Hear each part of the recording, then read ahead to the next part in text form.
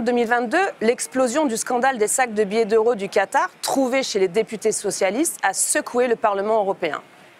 Cette année 2023 débute aussi en fanfare. Ce mercredi, la commission Covid du Parlement européen a décidé de demander le blocage des badges d'accès des lobbyistes de Pfizer. Vous vous souvenez que le PDG de Pfizer, M. Bourla, a refusé 2 invitations de notre commission spéciale Covid. Il n'a pas trouvé 10 minutes de libre l'année dernière pour répondre à nos questions, alors que Pfizer a obtenu environ 40 milliards d'euros de contrats de la Commission pour ses vaccins Pfizer.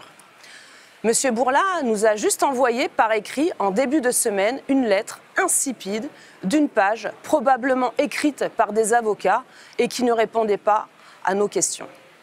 40 milliards d'euros.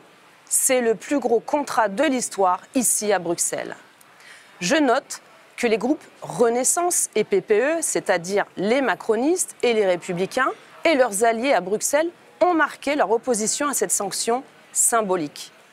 Deuxième nouvelle, malgré l'opposition des macronistes et des républicains, nous avons obtenu la majorité pour inviter officiellement Ursula von der Leyen à répondre aux questions des parlementaires. Nous voulons savoir comment ces contrats ont été négociés. Enfin, je voudrais terminer par cette 3e superbe nouvelle. Nous avons eu un très beau cadeau de Noël par Elon Musk dans notre combat pour la vérité. Vous le savez, Elon Musk, c'est cet entrepreneur génial devenu milliardaire en lançant des voitures électriques et des satellites et qui a racheté Twitter pour 44 milliards de dollars en octobre dernier.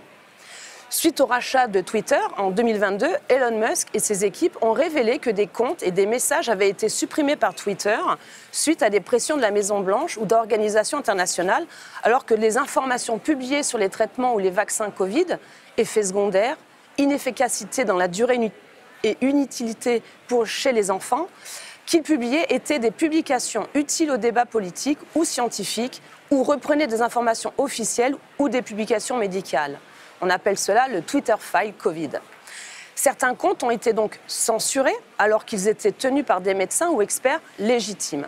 Des robots, mais aussi du personnel basé aux Philippines, auraient travaillé à la purge. Je vous invite à suivre cette question de la lutte contre la soi-disant désinformation. Moi-même, je vais suivre précisément les activités de la Commission européenne dans ce domaine.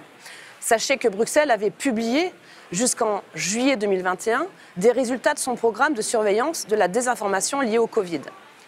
Et d'après l'administration européenne, Twitter avait à cette date suspendu 1500 comptes, éliminé 43 000 tweets et contesté 11,7 millions de comptes pour cause de désinformation liée au Covid.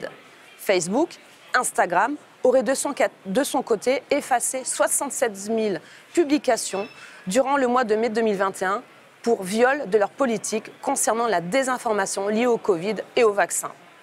Ainsi, j'ai donc demandé à la Commission quelles instructions elle a données aux plateformes numériques. La Commission a-t-elle analysé ou corrigé les arbres de décision utilisés par les robots ou les modérateurs de grandes plateformes comme Twitter ou Facebook en 2021 et en 2022 ? En clair, nous voulons savoir si Bruxelles a établi un ministère de la vérité sur les traitements du Covid. Parce que demain, ce procédé sera mis en place sur d'autres sujets et c'est un risque pour nos démocraties en Europe.